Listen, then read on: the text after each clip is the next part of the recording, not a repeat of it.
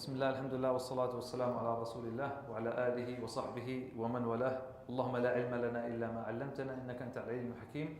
اللهم علمنا ما ينفعنا وانفعنا بما علمتنا وزدنا علما وأرنا الحق حقا وارزقنا اتباعه وأرنا الباطل باطلا وارزقنا اجتنابه وادخلنا برحمتك في عبادك الصالحين آمين يا رب العالمين. Welcome everybody to our last session of the Fiqh of Gender Interaction in Islam. And really we started by asking the question, what is the ruling, okay, when it comes to interacting with the opposite gender. And we said what will help us determine the hukum, the ruling, are four guidelines, inshallah, that we discussed from Dr. Asif's paper from MJ. So we have, so far, alhamdulillah, we covered the first guideline, which was maintaining a respectful gaze. Maintaining a respectful gaze, and we discussed that in the first lecture. The second guideline was, when it comes to conversation, it needs to be purposeful and it needs to be professional. It needs to be purposeful and it needs to be professional. Who can give me an example of something that is not purposeful or professional? Give me an example. Now, تفضل. Yeah, okay, we'll talk to random like what? Give me an example. What do you say? If you just say hi, and random to some random person, culturally that would be acceptable. تفضل يا أيمن. What's something not purposeful and not professional? Yeah, like you want to hang out. that's even more than that. تمام? Or like, like we said, like if you're in an office or you're in a class, right? If you need to get something from someone from the opposite gender, that's fine. That's ID. You need to ask a question. That's ID. That's no. This way. في كرسي. If someone can get a chair. بارك الله فيك. جزاكم الله خير. Yeah. So at work, if somebody needs to borrow a pen, or from school, can I borrow a pen? Yeah. Go ahead. End of story. This is purposeful, professional. Can I borrow a pen? Yeah, here you go. Oh, nice hat. Which عارف إيش. Let's let's talk after. This is not something that would be considered accepted. طيب, so that was number 2. And then we stopped on the third guideline, which is avoiding physical contact. Okay, and that's where we stopped last time. We stopped towards the end of it. بإذن تعالى.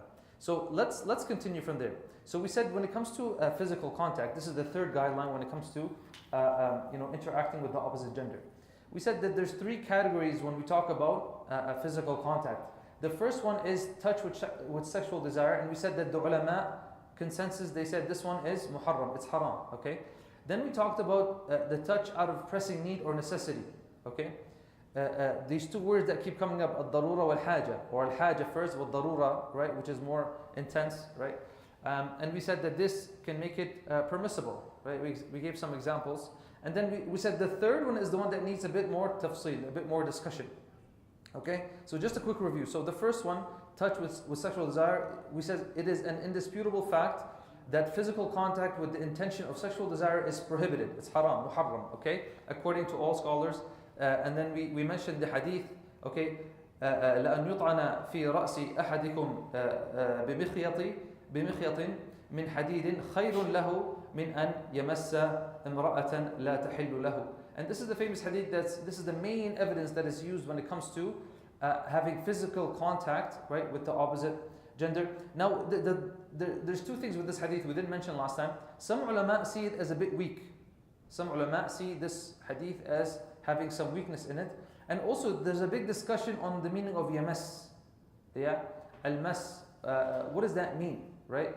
Al-lams, right? We have the classical discussion of أو لامستم النساء, right? The ayah of wudu, أو لامستم النساء. We have some minority saying that here it means physical touch, just a physical touch. Others saying no, this is something that includes intimacy, right? And so here we have a group of scholars that they say that here yamas, it means here al-jima' or an act of foreplay. Tamam. And so this one is the main proof that is used for the first one, and there's no ikhtilaf on this one. All the ulama agree, from the extremely conservative to the liberal, they will all say that this is something muharram. So there's no problem with this one, right? When you touch with a sexual desire. But the second one was touching out of pressing need or necessity. Tamam? So according to the scholarly consensus, physical contact with a non-mahram is permissible if there is a genuine haja, a genuine need. Yani we said, مثلا, a male doctor may need to touch a female patient for necessary treatment. Tamam? Especially when a female doctor is unavailable.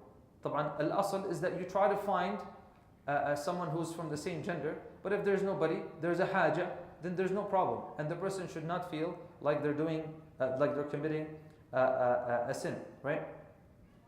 And we discussed that, that generally, some of the ulama apply a more stringent standard for justifying physical contact compared to visual interaction. They're a bit more strict when it comes to physical contact than visual. Tamam? Because we know that the more serious is the physical touch. Because you're only that close to what we're trying to avoid, which is az-zina. وَلَا تَقْرَبُوا الزِّنَا, the major sin of az-zina, right? And so the look is further than the actual touch. And usually it's the look that causes, the second part, which is the actual physical touch. And that's why they're a bit more strict in those ones. Now, what about if we have a darura? We said a haja is a need, but a darura is a necessity. It's a higher level. So they mentioned that in extreme necessity, a darura, right? It is deemed permissible to make physical contact with even the aura, right? Remember we talked about the aura, even the aura, that's even more extreme of a non-mahram, provided that the circumstances indeed amount to extreme necessity. The person would have to make the judgment if this is extreme necessity, and if they're not sure, they will ask a qualified scholar, right? And we give the example, the need to rescue an individual from drowning, right? You're a lifeguard and someone is drowning, then you're not going to think twice. We said it's not like we're going to think the person is going to drown. So you're not going to say, I'm a male lifeguard, that's a female, let's go call a female lifeguard. Let's go look for a female lifeguard. By the time you find her, khalas, the person is drowned and they're dead, right? For the Sharia, of course, is wiser than that. And so in these circumstances, the person just goes and gets that person, even if they have to, obviously there's physical contact, but even if, mathalan, they had to, for some reason, touch the aura or anything like that, then that would make it permissible, as long as it's not something intentional. As long as it's not something that is intentional. And we also mentioned like a gynecologist, right? If you can't find a gynecologist that's from the same gender, then this will be considered a darura, right? An extreme necessity. Now, this is where we stopped, right? Touching without. So the third category, which is touching, physical touch of the opposite gender without shahwa, bidun shahwa. So if there is no shahwa, what's going to happen here? Like, if there is no shahwa, طبعا, like handshakes and greetings and hugs and etc. There's no ikhtilaf, there's no disagreement that if you were to shake someone's hand from the opposite gender with shahwa, it's haram. Nobody's going to disagree with that. Even the most liberal of the ulama. But what about what about handshake without sexual desire? Because there is a group of ulama who will allow handshakes with the opposite gender. They will allow it because they have some ahadith that indicate that Nabi sallallahu alaihi wasallam had physical contact with a woman. And so they will, for example, the hadith of Anas radiallahu anhu, and this is, I'm just mentioning it because you might hear this argument. We have the hadith of Anas radiallahu anhu of Ummi Haram bint Milhan, right? And so he mentions that Nabi sallallahu alaihi wasallam used to sometimes feed him, and sometimes she would like clean his hair out. Sometimes they would have some things after Hajj and even there's other narrations. And so some of the ulama, they found this, like if you go to Fath al-Bari, this hadith is in Sahih Bukhari, in Sahih Muslim. When the commentator Ibn Hajar, when he's explaining, he says that either Nabi sallallahu alaihi wasallam had something specific for him, khas, and other ulama said, well, you need dalil for that, you need proof for that. And others, they said, well, Nabi sallallahu alaihi wasallam actually has some closeness to this person. like she's related to him, okay, either through al-rada'a, through breastfeeding, or through يعني earlier lineage. فَوَاللَّهُ أَعْلَمُ. And then the third group, they said, no, well, this is proof that it is allowed as long as there's no sexual desire. It is allowed, the physical touch here, as long as there's no sexual desire. Yeah, this is their arguments. But the other hadith are much stronger. The hadith we said of pricking, to be pricked with a nail, right, is better than actually touching a woman that is not. And we're going to go through some evidences, right? So it is essential to note that a considerable body of classical fiqh scholars concur that physical contact such as shaking hands is considered permissible for individuals. Now here we're talking about individuals that are mahram to you, right? Because that's even a question. You know, are you allowed to have physical contact with someone who's a mahram? Are you allowed to, you know, have physical contact with a sister or someone who's a mahram, right? And so they say it's permissible, adi, no problem. Even children who are pre-puberty, yani before they hit puberty, even those of the opposite gender, there's no problem with that. You can shake their hands, you can say salam to them, ma fi mushkila. Some even allow with the older opposite gender. Some ulama even allow, right, someone who's opposite gender, who's non-mahram, as long as they're an older woman who is not going to get married. And even the Quran even mentioned al-qawa'id min al-nisa, those who are basically really old, they're not planning to get married. They can be a bit more flexible with their hijab, but to wear it is better for them, right? And of course, provided that there's no sexual connotation. Now, when it comes, all the four major schools, they agree that men are prohibited from shaking hands with young women and vice versa. So this one, there is no khilaf within the four schools of fiqh.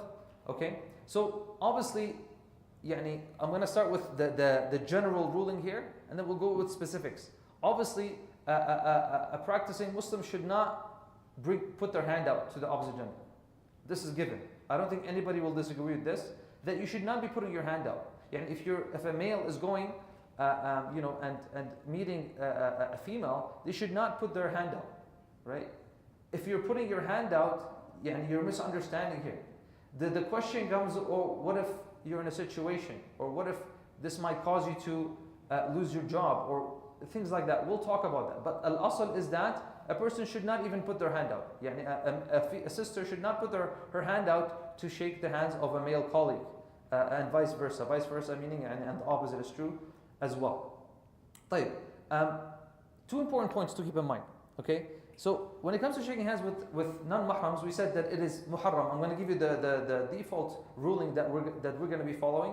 And this is the ruling that AMJA, if you go to AMJA, the American Muslim Jurist Association, right, of North America, this is the fatwa that you will find that is given, that the asal, it's muharram, it's prohibited for to shake hands with non-mahrams, right, as this can lead to the zina, right? It can lead to the ultimate prohibition, which is a zina, and Allah subhanahu wa ta'ala says, وَلَا تَقْرَبُوا zina. So this connection comes from one of the dalil that they use is saddu dhara'i, right? We mentioned about that, right? Blocking the means, right? Because that physical touch might bring a person closer to this major sin, which is a zina, right? This principle implies that the action of shaking hands can lead to increased temptation. Now, that touch can cause someone to be attracted, or thinking about that other person. So this will cause fitna, will cause temptation, right? Now, is this the same as somebody like doing something clearly haram? No, it's not. Anything that falls under sadd al-dhara'i, right, blocking the means, it's a lesser haram, but it should be avoided to protect that person, because the goal of it is to protect that person. So it should be noted that something prohibited because it may lead to a major sin is considered a lesser evil when compared to something that is explicitly prohibited. For zina is explicitly prohibited, right? But the things that lead to it, like shaking hands, it's not explicitly prohibited, but from the evidences we see that it is prohibited. Now, the second point is we need to look at some of the evidences, and that's what we're going to do right now. What are the evidences that this is something that is muharram? So let's look at some of the evidences. Number one, we have the hadith that we mentioned that for one of you to be pierced in the head with an iron needle is better for him than to touch a woman who is not permissible for him, right? This is the first hadith and the most used hadith when it comes to touching the opposite gender. We also have the hadith in At-Tabarani, وَكَانَ يَقُولُ إِنِّي لَا أُصَافِحُ النِّسَاء. And Nabi sallallahu alayhi wa sallam used to say, I do not shake hands with women. Okay? Hadith number 3, or the third dalil. It is also mentioned also mentioned in Sahih Bukhari that when it came to the bay'ah, right, when the men would give the pledge, right, the bay'ah, pledge of allegiance to the Prophet sallallahu alaihi wasallam, the women did not do that. They would just say it by voice. So they wouldn't come and they would place their hand or shake their hands with the Prophet sallallahu alaihi wasallam, right? It was done by words only, and this is mentioned by Aisha radiyallahu anha. It is also reported in Sahih Muslim that Nabi sallallahu alaihi wasallam says, وَالْيَدُ زِنَاهَا الْبَطْشِ, that the zina of the hand is touching. So these, when you put all these evidences together, you see that it makes sense that the default hukum of shaking hands and other physical contact with the opposite gender is at-tahrim. That is the default ruling, which is at-tahrim. طيب. So now that we got to the hukum of the physical contact here, what should you do if a non-mahram initiates a handshake? طيب, I want to hear from you guys. Bismillah. Non-mahram, male for you guys, female for you guys, puts out their hand. What do you do? Huh? This is the default. Everybody puts their hand on their chest, on their heart. Huh? I'm sorry, I can't shake your hand. And that's it. You just stay silent. What do you do? What do you say? Give us some practical. Some people need some practical tools. You know. Run away. Okay, don't do that. Now. Mm-hmm. You say, and you greet the person. Good evening. Hello. Hi. Okay. You know what else? What do you say? You don't need to explain. What do you guys think, sisters? Should the person explain? Do you explain? Do you guys explain when you say I can't, or just say I'm not shaking your hand? Because what's going to happen if you say I can't shake your hand? And what if they keep it up? I've had people who did that. Like, what are you waiting for? Mm-hmm.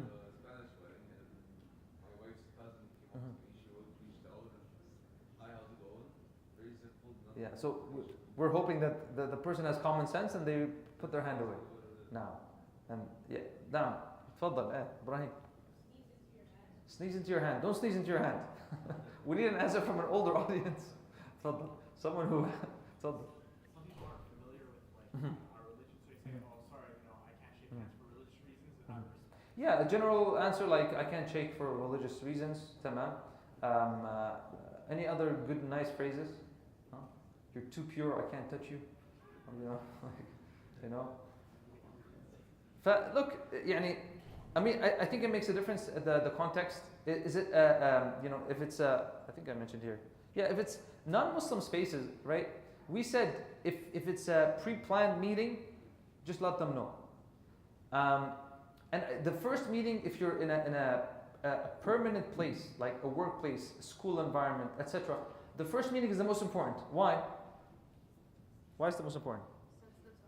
Yeah, it sets the tone, and khalas, they know now from now on, right? Maybe I mentioned it last week. One of the first jobs I got in downtown, it was an internship when I was in university. It was this place, and the interview was going to be with a female, right? So, I could tell from the name, and so I told her in the email, if you can please bring a colleague, and it was going to be in a coffee shop somewhere, and that I don't shake hands. And I mentioned the reason. And it's so easy on an email, right? Now it's easier. You just get ChatGPT to help you, and that's it. I had to do the email myself. But anyways, they were respectful. I didn't lose the interview. We had the interview, and I got the job. Little did I know, the whole team was women. Yeah. But it was like a 3-month internship. But they all knew that this guy doesn't shake hands. They didn't even bother me, aslan. I did my work, alhamdulillah, I got my paycheck, finished, and that's it. SubhanAllah. You set the tone. The first meeting is the most important, right? Let them know my faith.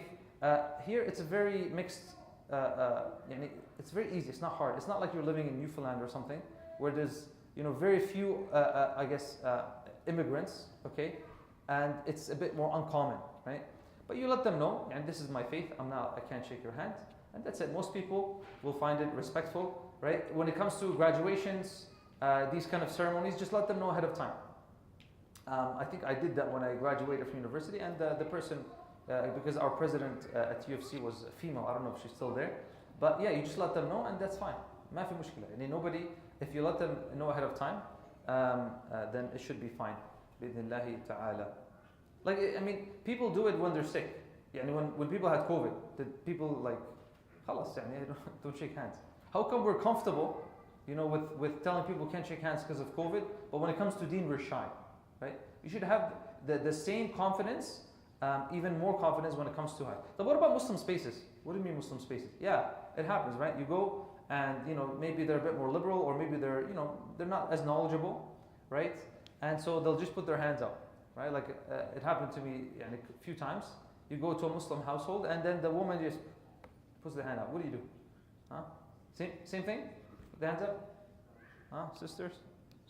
Same thing? Allah, same thing. Huh? Because why I'm asking, because you say, because of my religion, I can't shake your hand. She'd be like, she has a hijab. We're the same religion. What are you talking about? Right? So it could get awkward, right? And so you just have to be a bit more careful, so you don't close the door of da'wah and you don't offend people. But yeah, that's fine. And you don't shake hands. And sometimes like the more practicing relative will just elbow that person, be like you're not supposed to put your hand up, and inshallah that's fine. But yeah, there should be no reason why. The fatwa that Amja gives out, they say that the default is that shaking hands is muharram with the opposite gender. If there's a haja or darura, let me explain. We said haja is a necessity, and a haja is a necessity, is a need, and a darura is a dire need. Okay, so مثلا, what's an example of that? If you feel like, if you don't shake your hand, if you don't shake that person's hand, you might lose a job, or your job will be in danger, or you're worried about your safety or something like that, then it would be a fine, right? Now the person is the one who is able to judge. But if you're shaking hands because you're too shy to mention it, right? Then no, that person will be sinful. Okay.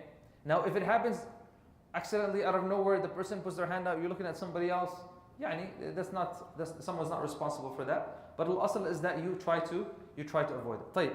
I'm going to try to move a bit fast just so we cover all the content. So in a nutshell, when it comes to physical contact, let's look at the chart here. So if it's unintentional, no sin. Okay, unintentionally shake someone's hand. You thought it was a boy, it ended up being a girl. And these days, sometimes it's difficult. Okay, unintentional, no sin. طيب. What if it's intentional? طيب. We said with sexual desire, it's muharram. No disagreement there. Okay, if you're intentionally shaking someone from the opposite gender, their hand, with sexual desire, then it's obviously haram. طيب. With a need, like a medical need, we said it's halal, it's fine if there's a haja or darura. طيب. Without sexual desire, this is what we said, it needs a bit more detail. Al-asl is that it's muharram. Okay, if it's someone under the age of puberty, that's fine. Someone that's really, really old, it should be fine. Okay, but everything in the middle, okay, the default is that it's something muharram unless you have a valid reason. Wallahu ta'ala a'lam.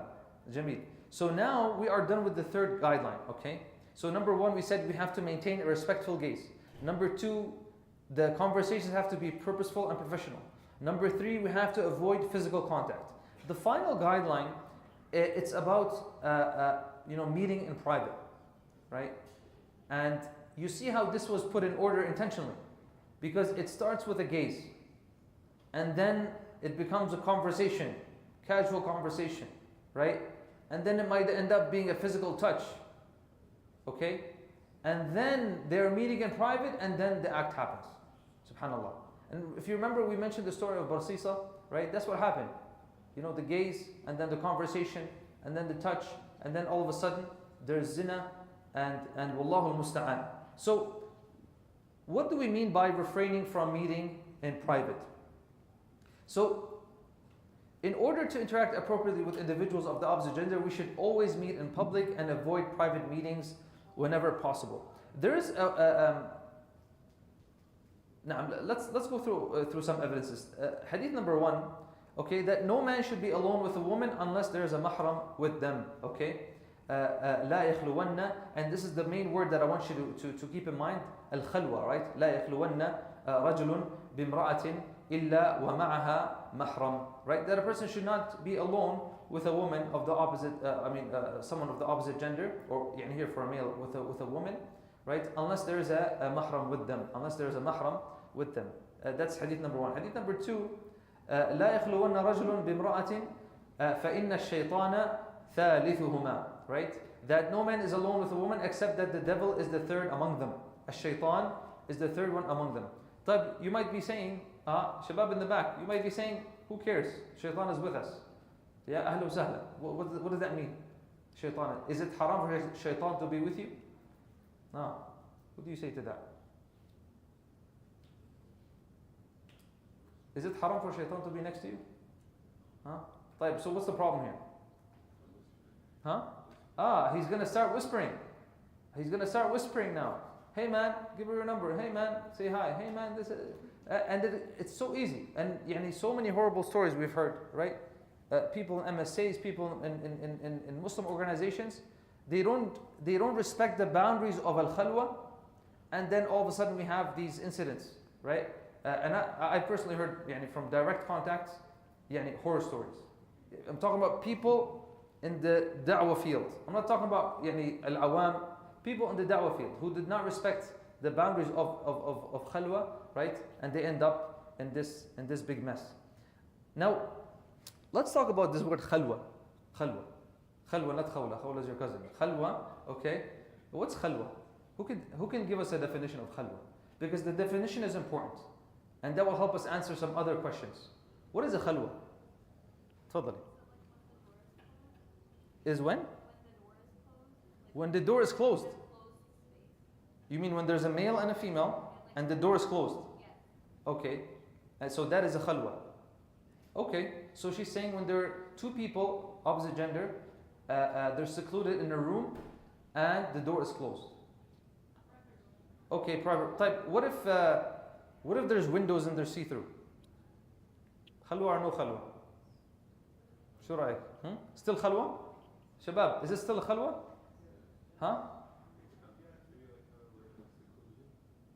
Because people can see them. This is important. But what if it's for 2 minutes? Is it still a khalwa? Does time, right? Does time, and does there have to be a door? What about an elevator? Ma ra'aykum?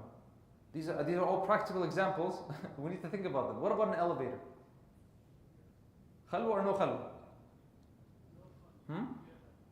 If it's a khalwa, that's a problem because it's going to be a while until we get to the 8th floor. Okay, or you're going to take the stairs. Ma ra'aykum? So that's why the definition is very important. Okay, the definition of khalwa is very important because what if I say to you, someone might say, well, khalwa is when a male and a female are by themselves. But what if they're in an online video call and there's no one else?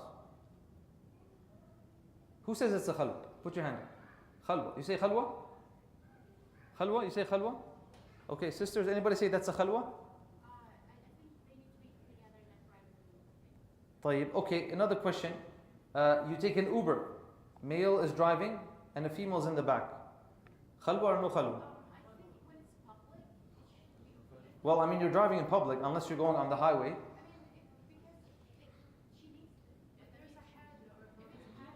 Forget haja. I'm saying the general rule. We'll go to haja after. Khalwa or no khalwa? Khalwa. Okay, طيب. Okay. So let's talk about this. It's important to kind of understand. نعم. Khalwa. Okay, طيب. Let's talk about it, inshallah. So meeting in private, khalwa, refers to a situation where a man and woman are alone together for a prolonged period of time. Because like elevator, how long are you in an elevator for? 1 minute, 30 seconds, 1 minute. But what if you're in a hallway and a woman is passing by and there's nobody else? What are you going to do? Go back into your room and then wait until she leaves? You can't pass by her, khalas? Okay? For the time plays a role, okay? And the fact that they cannot be seen or observed by anybody else. Yani if they're in a place where nobody can see them, okay, then that's problematic. And so now you can kind of apply this. They're in an office room, okay, it's a see-through, there's windows, there's see-through, okay, people can see them. Why? This is important because here we need a hukum, there's a ruling, so the definition has to be technical. People can see them, it's not considered a khalwa. For a large group of scholars, that would not be considered a khalwa. Can it be impermissible? It could be impermissible, but we're talking about, is it a khalwa, right? Because it goes back to the hadith, right? So is it a khalwa? No. If people can see them, it's not a khalwa, right? Conversation online, is it a khalwa? No, it's not a khalwa, right? Video conversation, is it a khalwa? No, it's not a khalwa, okay? But would it be muharram if they're talking and doing the other three things that we talked about? Yes, it could be considered muharram and fitna, okay, if there's no need or haja. But is it a khalwa? No, it's not. It wouldn't be considered a khalwa, right? And so it's important to consider this. Why? Because questions are going to come up, practical questions, okay? Office space, school, education. I'm a student in high school. Class is over, everybody left, his female teacher is there, and he wants to ask her a question. But can he ask her a question? He can ask her a question, ما في مشكلة, as long as the gaze, conversation, no physical touch, right? He can be there with her, okay? But what if the door is closed? Okay, so here is where we need some detail. Is there any see-through windows? Is the door closed for like 1 minute, or are they sitting there and everybody's down and everybody's left the school? So these things play a major role. Even somebody asked, there was a question online, what if there's a camera? Like what if it's and the Sheikh didn't give an answer, but Allahu A'lam, technically speaking, right, if it's see-through, if it's closed and there's a camera, it's still technically a khalwa, right? It's still technically a khalwa. Wallahu a'lam. These are more difficult questions. Okay, so such private interactions between individuals of the opposite gender are generally prohibited according to the consensus of the scholars. Okay, the ruling on prohibitions can change based on circumstances of need or extreme necessity. Okay, so obviously the same thing when it comes to haja and darura, things can change, right? So an example, like think of the situation of Aisha radiyallahu anha. What am I referring to? The famous incident, right? When she was left behind, the whole army left her, right?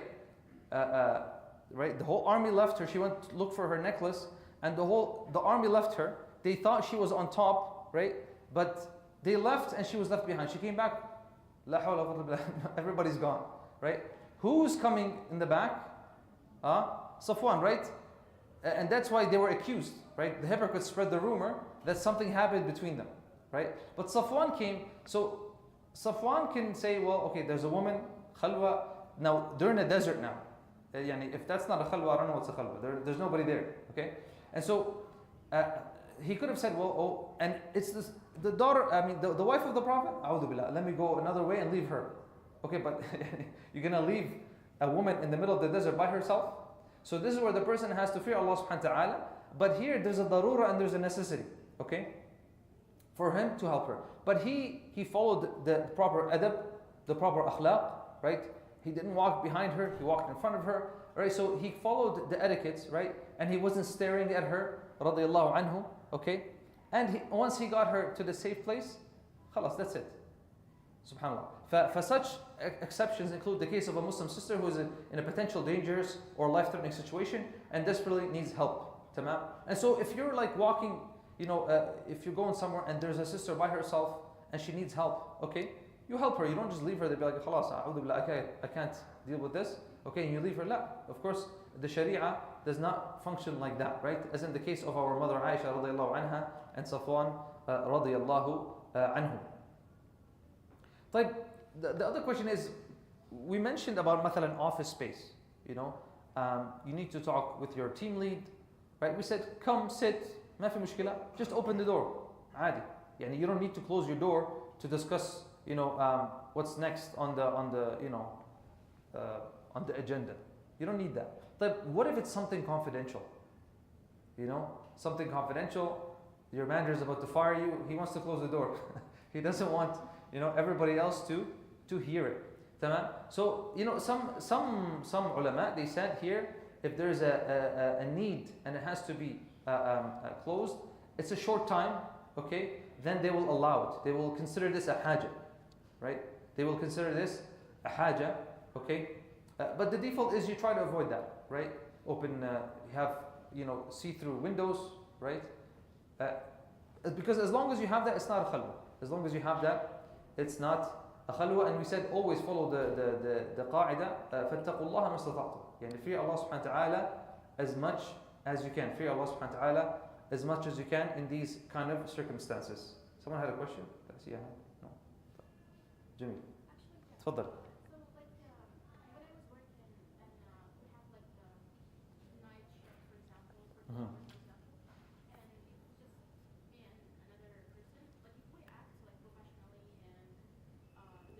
So you had a night shift? Yeah. Okay. So would that be okay? Like, I don't understand. It's just 2 hours. Night shift where? And is there people there? No, there's just 2 of us left. Okay. Just 2 of us. And, just 2 of you in the whole building? In the offices. Okay, so this is... Everyone was in their computer, in their desk and everything. Yeah, so for someone who works in the office or they have even in a normal office space, some people stay overtime, مثلا, okay? And here's the thing, and if they're in the same building, there's another person, you don't know. You never know.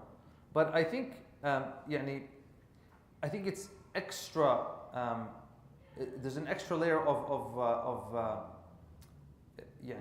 caution for the woman. For the woman to be by herself in a building and there's another male. There's another problem there because of her safety, etc. Nah, if there's security, ما في مشكلة. But if you're in the same room, it's if it's an open place, tamam, there's cameras everywhere. It could be if there's a need, but if she doesn't need to be there, she should leave.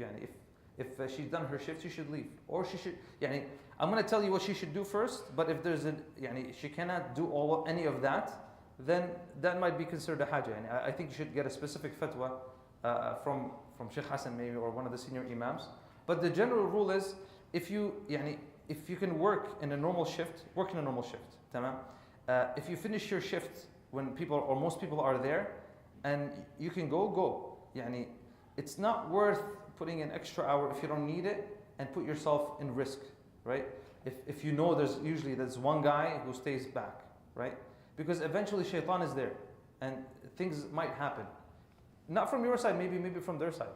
Tamam? It's better to avoid that. If it's somebody else on a different floor, that's different. You don't know aslan, you're not going to go check, right? And usually there's security in the buildings. I think it depends on the specific situation. Wallahu a'lam. Wallahu a'lam. I was going to also bring up the question of virtual spaces. We brought that up, right? So we said, technically speaking, it's not a khalwa, but if there's no need for that conversation, then it should be avoided. Okay? If there's no haja, What's a haja? We said you have a virtual interview, right? Somebody's from the opposite gender, ما في مشكلة. You have your meeting, you have respectful gaze, you have a purposeful conversation. Obviously, there's no physical touch because it's online, it's virtual. Okay? And it's not considered a khalwa. You're doing what you need to do and that's it. Tamam?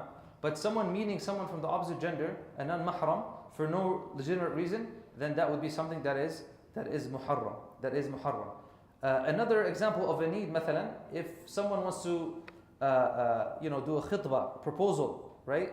And he's talked to the father and the father gave permission and the parents are in the house and they want to have a video conversation. He wants to see her, she wants to see him, then that would be something that would be permissible بإذن الله تعالى. طيب. Jameel. So alhamdulillah, we are done with the 4 guidelines. Okay? So just let's go over them quickly. So when it comes to gender interactions, number 1 guideline is what? Maintaining a respectful gaze. Right? We talked about maintaining a respectful gaze when you're dealing with the opposite gender. Right? Al-asl is that you يغضوا من أبصارهم, right? To lower their gaze right? ذَلِكَ أَزْكَى لَهُمْ إِنَّ اللَّهَ خَبِيرٌ بِمَا يَصْنَعُونَ. Number two is that if you need to have a conversation, make sure that the conversation is purposeful and professional. Okay? If someone approaches you, yeah, Yusuf, if someone approaches you from, yani a girl approaches you from university or high school, and she starts talking, what are you gonna do? You didn't start the conversation, they started it. What are you gonna do? Huh? And it's a useful conversation. Sorry, it's a useless conversation. They're just talking about hockey and basketball and what do? Huh? Walk away? No, tell me what you really do. Don't tell me what I want to hear. Huh? Walk away? That's what you've done before? You've done this before? And then what happened? Huh? طيب. What would you do, Shabab? What would you do? Try to give like yes, no answers, like dry as possible. No, you respectfully, yani, you don't, yani, you don't walk away. That's not respectful. It's not respectful. Yani, you treat them like a human being, tamam. But we all know the conversations that we want to continue, and that we we feel like time is not passing. Yani, we don't feel time, and the conversations are like, oh my God, when is this person going to finish? And you're trying to end the conversation, okay? And so you do the same thing. You can answer the question, keep it short. I gotta go. My mom's calling me. If she's calling you, don't make it up, right? Etc. And you find a way to end the conversation, right? But then, because some people will just keep the conversation going. When you keep the conversation going, what does that tell the opposite person? You're interested, yeah? And then that's when it gets to, okay, let's do this again, whatever. And then they'll come to it again. And then eventually, they want your number. And eventually, سد الذرائع, right? Close the, right? Cut the means, block the means right away. And then we said avoiding physical contact, right? Avoiding physical contact, right? We said if it's accidental, that's not your fault. And we gave examples like someone is in the haram, or somebody accidentally shakes hands without knowing. Tamam. Those are something that the person is not responsible for, but intentionally, right? Having physical contact, right? Even if it's not with a shahwa, right? We said shahwa 100% it's muharram, but even if there's no desire, there's no sexual desire, so the default is that you should not have physical contact. And the last one was refraining from meeting in private, refraining from being in a khalwa, right? And if a person has made it all the way here, then this is like the red zone. Like, this is, the person has not been following these guidelines, right? If you're following the first two guidelines, you shouldn't be ending up in a khalwa, right? Sometimes these khalwas happen unintentionally, okay? And you can deal with them right away. But if it's a planned khalwa, okay? If it's a planned khalwa, and a person, he's following the footsteps of shaitan, okay? He hasn't lowered his gaze. He's been talking to this person. They've had physical touch, handshake, a hug, okay? And now they got to meeting. And then now they have a meeting in khalwa. This is like the red zone. A person needs to be very careful, okay? Because shaitan has worked really hard to get you there, and you need to be very careful because now you're like so close to committing the act. May Allah subhanahu wa ta'ala protect us. The last thing I wanted to go through is some of the factors that could affect the ruling, the fatwa that is given in specific circumstances, right? And he mentions this in the paper. And so these four factors, he mentions, number one, knowledge of culture, custom, and social norms. These things can play a role when it comes to the ruling, okay? And so what does that mean? That means that they can change with situation and time. The second thing is proper application of sadd al-dhara'i. How do we properly apply this ruling? Number three is understanding the concept of haja within the framework of the higher objectives of Islamic law without deviating from tradition. Because when it comes to haja, it's a subjective thing. It can be subjective, right? Even darura, they can be subjective, okay? Right? Like even like subhanAllah, when you talk about mathalan, the mas'ala of mortgages, right? When you go and look into the discussion, the fiqh discussion of mortgages, you'll see that this is one of the discussions. That there is a haja for getting a house And so this would make the riba here okay, permissible. Why? Because they see it as a haja or even a darura, some of them. They will see that owning a house is a haja. Others will say, no, owning a house is not a haja. Why is it a haja? I can go rent and there's no problem. Well, the other side will say, well, what if the person has 6 children? Okay, now it's a haja. He has 6 children. Landlords don't rent for big families usually. And so now maybe he has a haja. Okay? And so now for him it might be permissible to, get a conventional mortgage from the bank. And he would not be sinful. But they would need to get a fatwa from a senior scholar. Right? And so this is why the understanding haja, it's not for the ammi usually to make a ruling on the haja. It has to go back to the qadi or the alim. And the last thing is consideration of age and the nature of the gathering. Does that make a difference? It does make a difference. Okay? We'll quickly talk about these inshallah, and we'll finish there, and we'll have some time for Q&As. Bi-idhnillah ta'ala. طيب. These are very short, so we'll just go through them quickly, and then I'll leave the floor at least 15 minutes for questions and answers, inshallah, because we didn't really have much time in the previous weeks. So number 1, knowledge of culture, customs, and social norms. So when we talk about culture and customs, we have the word of ada, okay, or the custom, and we also have the word of al-urf, right? Al-urf. If you remember the ayah of when Allah subhanahu wa ta'ala was talking to the mothers of the believers, the wives of the Prophet, okay, that they should not speak in a soft tone. فَلَا يَخْضَعْنَ بِالْقَوْلِ, right? And then he says in the end what? وَقُلْنَا قَوْلًا مَعْرُوفًا وَقُلْنَا قَوْلًا مَعْرُوفًا. The word ma'roof, some translations meaning reasonable, okay? Something that is reasonable, okay? The word urf, it means custom, okay? And so do customs play a role in Sharia? They do play a role in Sharia, okay? Somebody asked that last time, do customs play a role in Sharia? Customs do play a role in Sharia as long as they don't contradict, okay, any rulings, tamam? So when we talk about urf, right?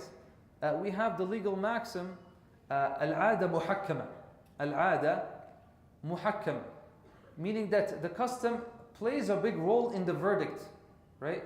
Al-ada muhakkama, right? And so, I don't know if we've given examples, but if I was to ask you right now, if a male wears an earring, is that considered he's imitating women? In this culture? Huh? In this culture, it's moving, right? But it's still believed that he is imitating. We still understand that earrings are for women, right? The default is that earrings are for women, okay?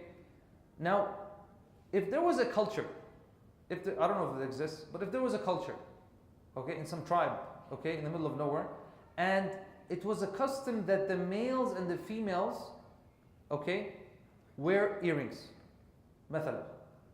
So if a male wore it, okay, he accepted Islam and he wore it there, would it be considered muharram for him? Right? If you use this maxim here, then it would not be, because he's not doing tashabbuh, he's not imitating women. Do you understand? So al-urf has a role when it comes to rulings, rulings. And we give the example of mathalan here, saying hi to the cashier is a custom here, it's a normal custom, عادي. But if you do that mathalan in some more conservative areas, it will be considered something that's aib or something that is it's not proper, okay? Wallahu a'lam, right? So it indicates the necessity of referring to local culture for practical application, because the Sharia, it was, it's here for practical application as well, right? It doesn't make sense that we're going to have a ruling and it's not practically applicable for people, okay? But provided that it does not contradict Sharia law directly or indirectly. And so that's why you can't just say, oh, this is our custom, right? We're going to have, dancing and mixing in the wedding because this is our customs.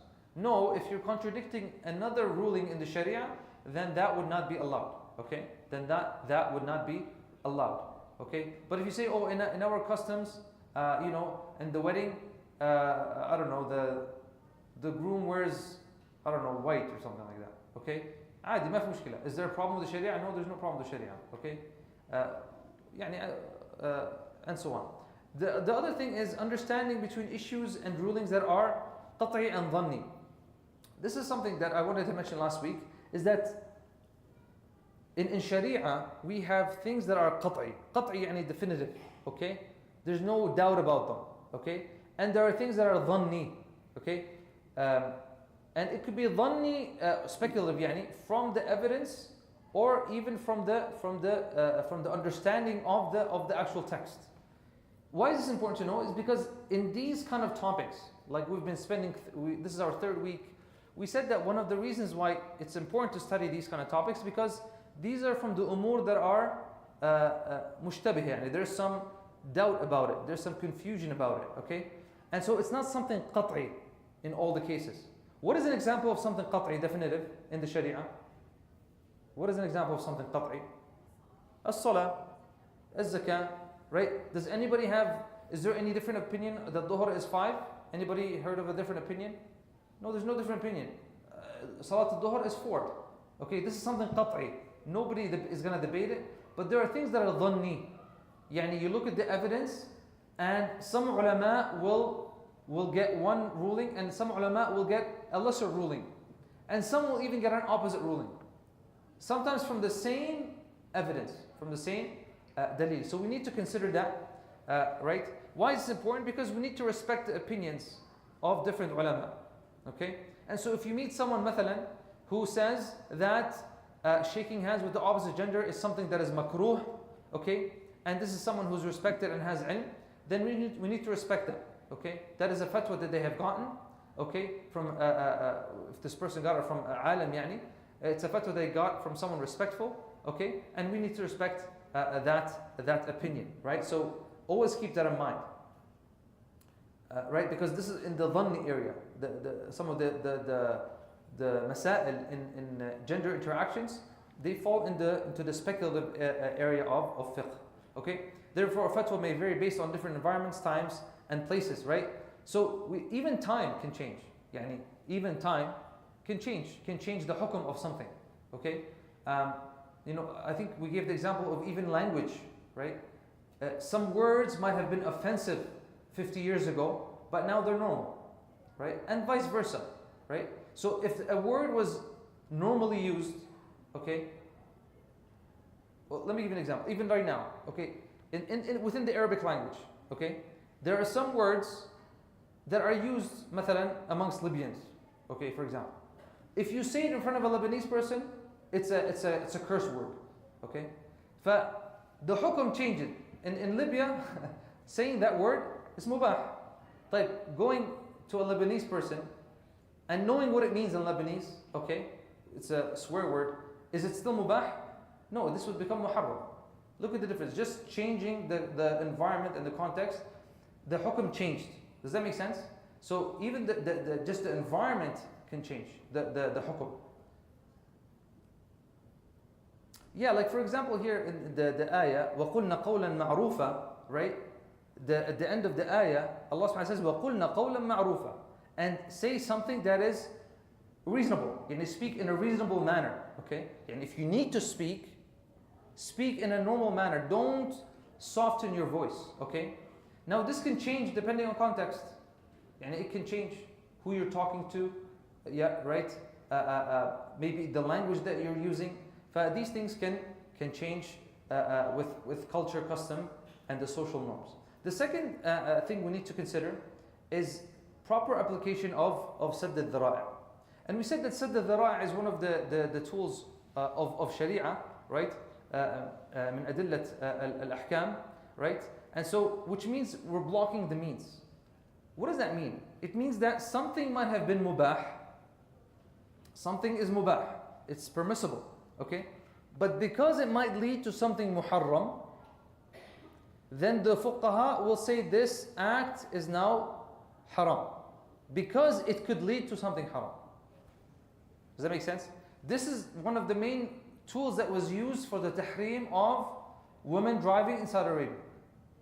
One of the means for making tahrim for a long time in Saudi Arabia for women to drive was this. They said because we're blocking the means. This could lead to khalwa, seclusion for the woman, etc. Okay? See now the fatwa changed. Okay, fatwa changed. Maybe social norms, customs, etc. It's long overdue. This fatwa should have been changed a long time ago, right? Because the world has changed, etc. And we don't have time to discuss it.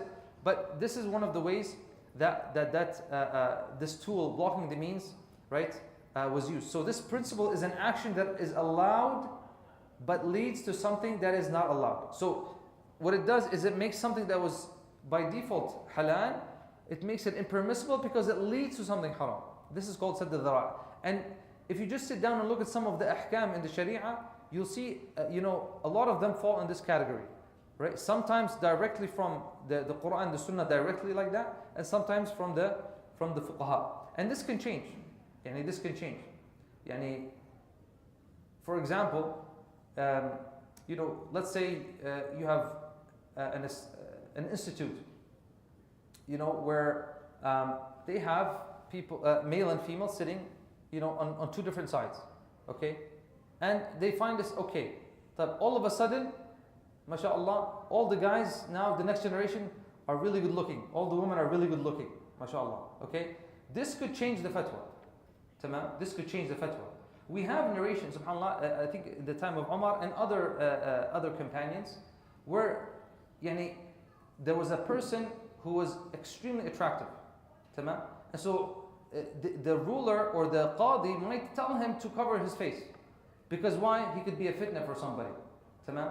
And so, sadd al-dhara'i goes back to the hakim, to the ruler, to the qadi, or to the mufti. Okay? They are the ones that will consider if something is, it needs to be, the ruling has to change to avoid a bigger fitna or a bigger sin. It prevents what is allowed so that it does not lead to what is not in the divine law. Now, something important, when applying the principle of sadd al-dhara'i, blocking the means, we must consider that if there is a legitimate benefit or need, whatever is forbidden to this principle will become permissible as long as the need lasts, as stated by our esteemed scholars. Now, for example, looking at the opposite gender when it comes to seeking a partner, right? So we said the asl is that you can't look, right? You can't look for no reason, okay? But what about now someone, right? We said you cannot look. This is for sadd al-dhara'i, to block, someone falling in love or being attracted to the opposite gender, okay? So what about now someone wants to get married? So now the sharia will allow it, okay?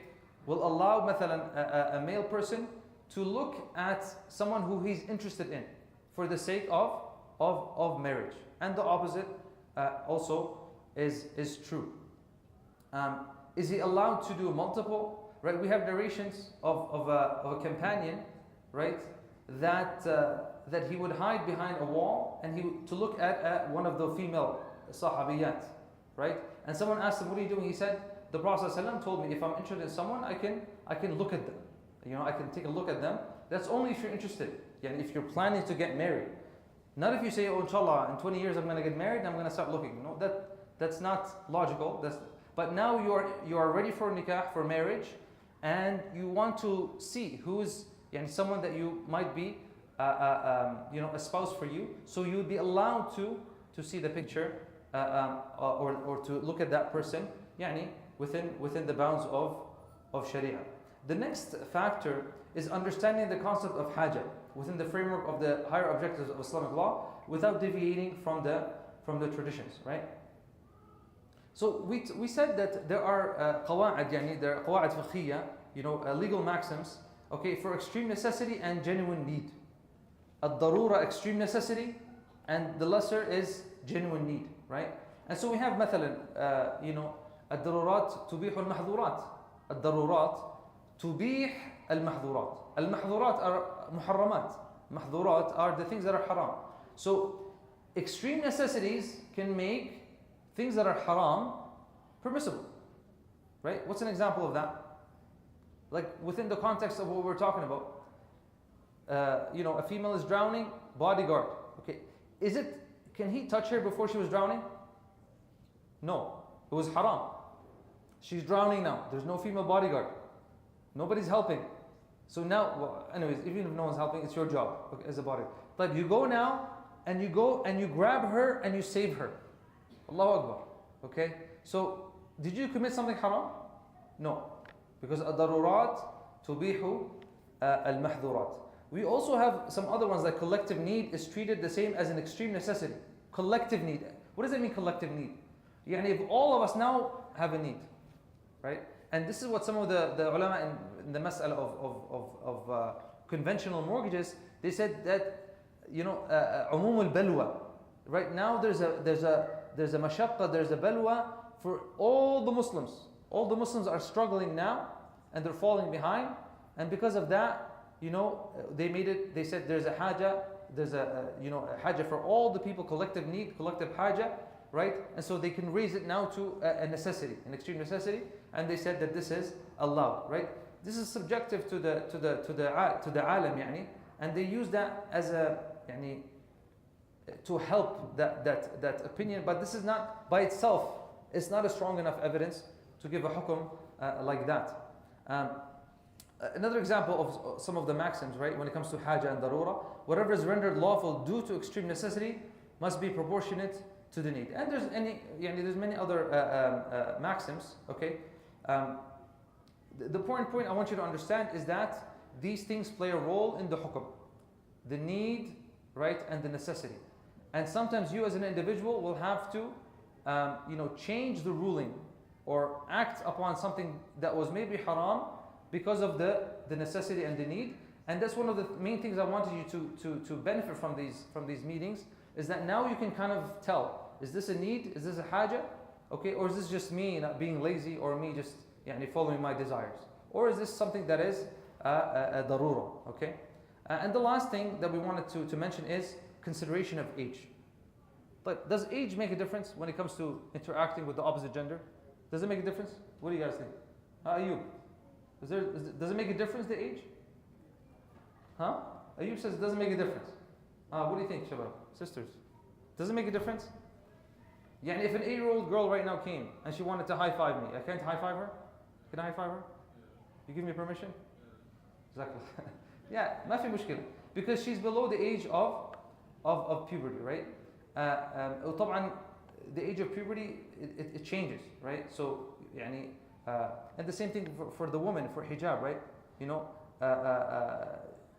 They're in their house and her friend comes and, she brings her son with her, right? If the kid is like, 9 years old, ما في مشكلة. Her hijab could be removed. But if he's reached the age of puberty, now no, her hijab has to be on, because it's a non-mahram. So the age does make a difference in these contexts. So we said young age, even the older age, some of the ulama, they said that even physical touch, ما في مشكلة, right? Because even Allah subhanahu wa ta'ala allowed them to be more flexible, okay, with their hijab. وَالْقَوَاعِدُ مِن النِّسَاء, right? طيب. So based on various reports, the Sharia allows more flexibility in interacting with older individuals than younger ones, right? We have, like for example, Nabi Sallallahu Alaihi Wasallam, there's some reports about this, that he assigned a woman, okay, to look over the market, okay, the marketplace in Medina, right? Now, the thing is that this woman was older. She was a much older woman, right? It's not someone that someone would stare at, or, right? It's not a woman that is looking for nikah, for marriage. So they use this as one of the dalils that when it comes to older age, it's a bit more flexible. We have also examples in the Quran. Now, someone might argue this is shara' man qablana, this is the sharia of people before us, but it's good to kind of bring that up. Zakaria and Maryam. Zakaria and Maryam, are they related? They're not really related, okay? They're not mahram to each other, okay? Zakaria would do what? What was the relationship with him and Maryam? Who can tell us? Huh? Like, what did he do? What was he? Her guardian. He was the guardian, okay? كلما دخل عليها زكريا المحراب وجد عندها رزقا. He was responsible to watch over her, okay? He was responsible to watch over her. He was her guardian, تمام? But in that, he was still allowed to go and visit her and bring her food and check on her, because he was her guardian, okay? Even when you see مثلا the story of the wife of Ibrahim, when the angels came to visit, yeah, فصكت وجهها, وَقَالَتْ عَجُوزٌ عَقِيمٌ, right? Some of the ulama also use it as an evidence, right? عَجُوزٌ عَقِيم means what? A very old lady, right? She was barren, old lady. Okay, so they said, okay, old lady, and these young men came and to give her the news. Okay, so it's a bit more flexible. It's a bit more flexible. So that when it comes to age, right? This is this quote that is mentioned in the paper, right? Sociologist Richard Felsen, he said that social science has shown a strong relationship between age and sexual attractiveness. Age preferences explain why adult film stars, sex workers, dancers, and glamour models are often young, and why their earnings decline as they age. And even from a sociological point of view, this is true, right? Because even their earnings decline as they get older, right? Wallahu a'lam. Now, when it comes to like the nature of the gathering, does that make a difference? Does it make a difference? Is the same fatwa going to be for a family gathering, okay, and there's non-mahrams in there, and a gathering in the bar or something like that of non-mahrams, okay? Is it going to make a difference? Yeah, it's going to make a difference, okay? So traditional scholars also appear to consider the nature of the gathering, enforcing stricter rules for mixing gatherings at foolish recreation or joyous occasions such as weddings compared to mosque gatherings for Friday, etc. Okay, so it's not the same. You're trying to have an academic, a lecture or a workshop, right? Limited space, right? And so we put the males here and the females here. It's not the same as just having some, some gathering and there's no benefit from the gathering. Some party or some wedding or some whatever it is, reception. But even the gathering can make a difference. Even the gathering can make a difference. Wallahu ta'ala a'lam. That's all I wanted to cover. Alhamdulillah, we're able to cover that. And we'll open the door for questions. Bismillah. We're going to start from the sisters because we only got one question last week. From the sister side. Questions. Let's start with anything that's related to the topic, and then if there's no questions, we'll go to... Naam, tfaddal. From last week, naam.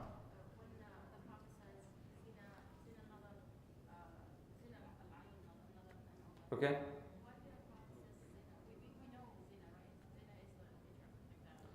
The hadith of the Prophet says that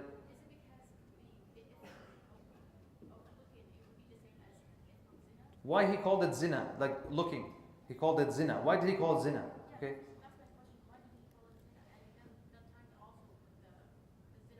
So zina of the eyes is looking, zina of the mouth is... Wallahu a'lam, Nabi sallallahu alayhi wa sallam, he was given, that gift of, of having precise speech. And طبعا, when you look in the shuruh of the hadith, it doesn't mean the actual zina. Okay, it's a lower kind of zina. It's not the same as the physical zina, but it's still considered a type of zina because of what it leads to. That's one way to look at it. It's still considered a type of zina because of what it leads to. And somebody might, with his eyes, commit zina in the mind, right? And so that could be considered zina, but not the higher level of zina, or the actual zina that there's had for in the sharia, that there's a punishment for, okay? But it leads to it, so that's one of the reasons. And you find this in the language as well. Some of the things, a word can mean different things or different levels of things. تمام؟ many مثلا nifaq. If I say nifaq to you, do you understand one thing only? Or there's different levels of nifaq? Or shirk. We have shirk akbar, shirk asghar. And that's why the ulama, when they explained, they said shirk akbar and shirk asghar. But shirk al-akbar is different than shirk al-asghar. When nifaq al-aqadi, hypocrisy in the creed, is not like the hypocrisy of actions. So if we say that, the hypocrites are on the lowest level of the hellfire. And this is what Allah subhanahu wa ta'ala tells us. Are we talking about all kinds of hypocrites? All kinds of munafiqeen? No. إِنَّ الْمُنَافِقِينَ فِي الدَّرْكِ الْأَسْفَلِ means that it's the hypocrites of aqidah. Those who say we believe and inside they disbelieve. But what about the person who lies, when he makes a promise, who speaks foul? These are the signs in the hadith of someone who's a hypocrite, is that means he's in the lowest place in the hellfire? No. But even linguistically, that word can mean different levels of the same thing. Allahu a'lam. Allahu a'lam. Naam. Shabab. Su'al, tfaddal. Let's say you open a chat room with someone of the opposite gender. You open a chat room with someone from the opposite gender. Now. For like a project or something, like they need help with something. Mm-hmm. Let's say you become friendly with them just over time because you're talking. It's just you and her Yeah, Right. In the chat room. and you guys finish the project. What should you do before that chat? What should you do Yeah, after? yeah, like the project's over, Oh. you become friendly with them, but you don't know what to do with the chat room after. What do you do? The chat room? Just close it. You're saying like, should I follow up with the person? Yani? Is that what you're saying? No, like you become like sort of friends. Mhm. Do you just shut the chat room down, or what do you do? Yani, there's no, the need is done, right? So let's say that this was a need. There was a haja for this. We had to get this project done. I found it better to speak on chat instead of meeting, etc. Yani, azka, yani. And now the project is done. Okay? طبعا while you were doing it, you should have been careful and made sure that your conversation was professional, purposeful. And if it was professional, purposeful, there shouldn't have been any flirting, any, yani, you know what I mean, right? Any signs that, we want to continue this conversation after this project. Tamam? If that was done, then okay, thanks for the hi, alhamdulillah, we thank God we got a good mark, good job, okay, see you later. Close the chat. Khalas. They might come, hey man, how's it going? What's up? What you doing for the weekend? So you can do one word answers, or some people might block them or something. That's up to you. Tamam? If you're gonna meet that person later, you say nothing. And then eventually the person will be like, khalas, this person doesn't want to talk, khalas, doesn't want to. Right? Yani, there's a gradual way of doing it. Yani. It's a good question. What if there's an interest? Interest from there's an interest yani, for nikah or for. Yeah, so if now the brother, right, he's interested in marrying that person, something happened, right, then he should go now and go to her father if he's ready for nikah. Yeah, but this was supposed to be our fourth lecture, but it's not going to happen. Maybe we'll do this like another time. But when it comes to now approaching or how to approach someone for nikah, right, he can't just go meet her. Like, he needs to go talk to her father. So if he wants to know if this person is legit, so what are his means? What are his tools? Well, he can ask her friends. Well, I mean, they're going to be female as well. He can ask people who know her. He can ask others about her. If he genuinely thinks this is a good person to marry, okay? Now, that's a whole lecture. Is she the right person to marry? Is she even Muslim? Those are all things you have to consider, right? Not just because he might be attracted to her physically, okay? He didn't respect the first guideline and he was gazing at the person, and maybe he is attracted now. Not just because he's attracted physically. He needs to think about, her deen, her akhlaq, he's still in school, she's still in school, all those things. Am I ready for nikah? Am I not ready for nikah? That's why the Sharia came and blocked the means, because now if the person is attracted, it's a mushkila now. You're gonna tell, khalas, no, cut that person off, and they might have some feelings. It's a bit more difficult. Now if he thinks that the person might be suitable for nikah, then he should go to his parents, and then he should go to her father and propose and bring it up, yani. And then if it's something that might go to the next step, then through her father he'll get to know her, and if that's the right person, yani, yeah. I would say yes, this is the normal lot life, right? So, but that's like back home, right? But here, like you're living by yourself, and you need to get to know someone, and you don't know their values or difference, and you don't even some. You're talking about a male wants to know a female, or a female wants to know a male? Like for example, myself, right? Mhm. I don't have a family here. I don't have much friends. So if I wanted to get to know this person, for example, what do I need to do? I would say you try to go to try to get a wakil, yani maybe an imam, or if you don't have any family, مثلا a sister is here by herself, and she doesn't have any male guardians, any father, cousin, etc. And they can't come here and they can't call, like worst case scenario, go to the imam and he can be your middle person, inshallah, and he should be able to help you out with that, right? And usually there's an uncle, there's a male relative, a khal or a am that can help out, or a jad or something like that can help out.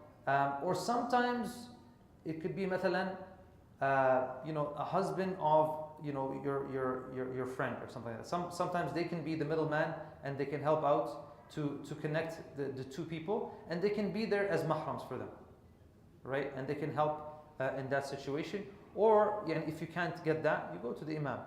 But you shouldn't go directly and start conversing with that person. There's no need for that. There's no need for that. Wallahu a'lam. I think we answered. Yeah, تفضل. Maghrib just came in, right? Like, so let's take another. Yeah, تفضل.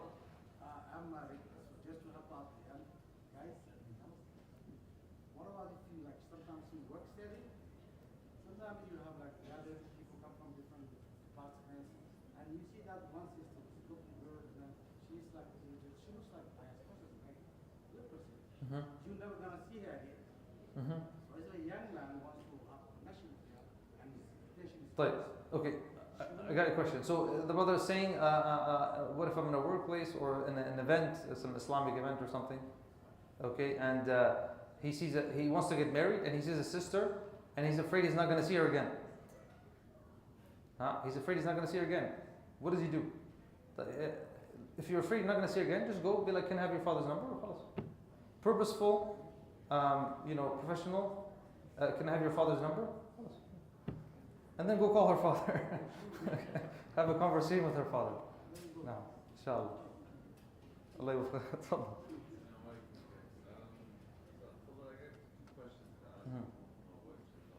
تفضل. She's asking me for her aunt's husband. Her aunt's husband. Yeah, 67 years old. That they were police over. He's how old? 60 to 70. 67. Her aunt's husband. Okay. Yes. Is it permissible for her to hug or have some sort of interaction? So her aunt's husband, obviously he's a non-mahram, right? No. Obviously. So, al-asl is no, there shouldn't be contact, no. There shouldn't be contact, no. There shouldn't be contact because, I know where they're coming from. I know, but some men, they keep going, like 70, 80, sorry for being blunt like that, but that's how it is. I think it's a bit more different with men, specifically men. I would avoid that. Yeah, I know what they say. He's like a grandpa to me, but that's your opinion. That's not his opinion. That's a bit more flexible. We talked about that. We talked about it, that when it comes to for the women, some of the rulings, it's a bit less. Yeah, it's a bit less because of the dynamics. But I would avoid it. General rule, I would avoid it. Yeah, especially with that one. Like, ما تعرف. Like you is there 70-year-olds who are married to 40-year-olds? Yes, عادي, normal. It happens. It's happened many times, and you might have a relative who's like that. And you never know. And even even with the opposite, even the opposite. Like we mentioned the French guy, the president, right? Like his wife is how many years older than him? She's a grandma for some people, right? I think the default is try to follow the guidelines. If it happens accidental, and you explain it to some, but a lot of the older people are the culture and stuff, especially like cousins and uncles and aunts. I'll take one more question and then we'll do the your second one. Yalla, quick. Second question, what's the respect? I wasn't here for your first halakah, but my being here. What's a respectful gaze? Like if, and this is if you're looking at surrounding areas, not observing obviously, but if you're like, driving or you're walking and happens past a female, you look and you look away, but nothing in that kind of desire. What's respectful and what type of So he's asking, what does it mean by respectful gaze? Our first guideline. Alhamdulillah, for technology, it was recorded. Yeah. So inshallah, the answer is, is online, just because of time. Just because of time. Jazakallah khair. There was one, yeah, tfaddal.